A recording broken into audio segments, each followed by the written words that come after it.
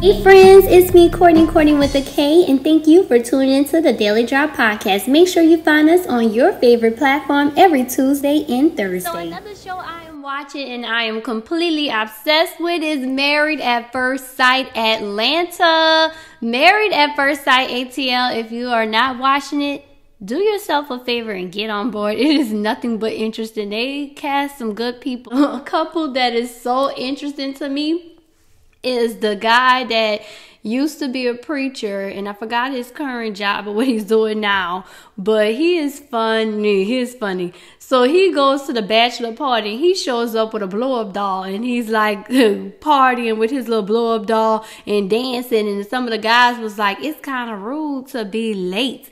Can't believe he showed up late." But he just was like, "Hey, let's get this party started." And he got his little blow-up doll. She got a mask. She's following the CDC protocols, but she also got a thong and stuff. It was cute to me and fun. But the other guy, Vincent, who was the guy that actually said it was kind of rude for him to show up late, Vincent had a thing for talking to the strippers at the bachelor party. So Vincent was all in the stripper's face, both of them, like he there in the little cage area dancing, and he's been drinking, and you could tell his the way he was talking, it was a little slurred, that he was tipsy.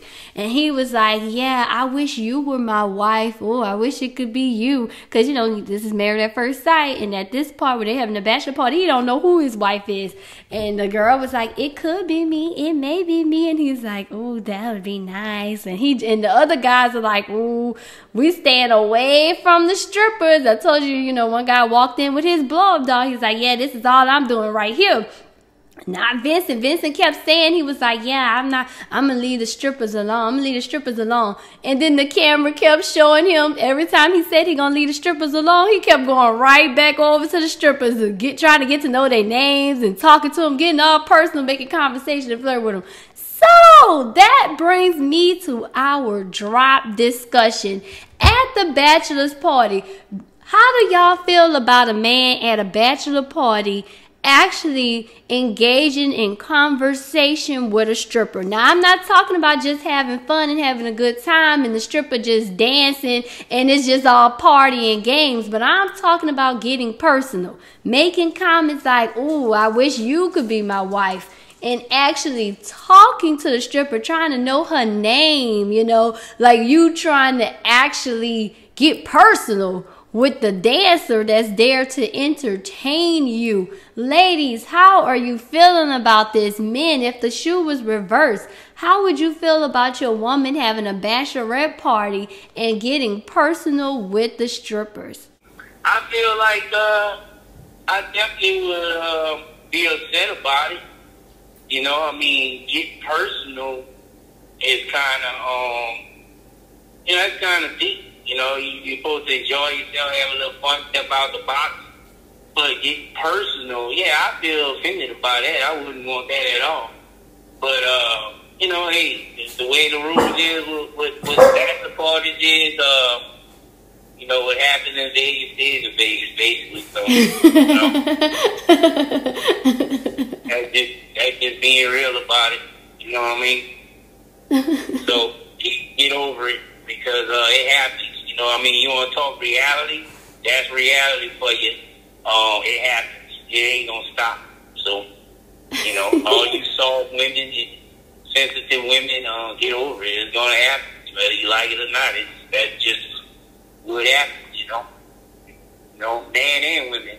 They have some good Christian ones that don't do nothing, but 90% of them do. So, hey, get over it.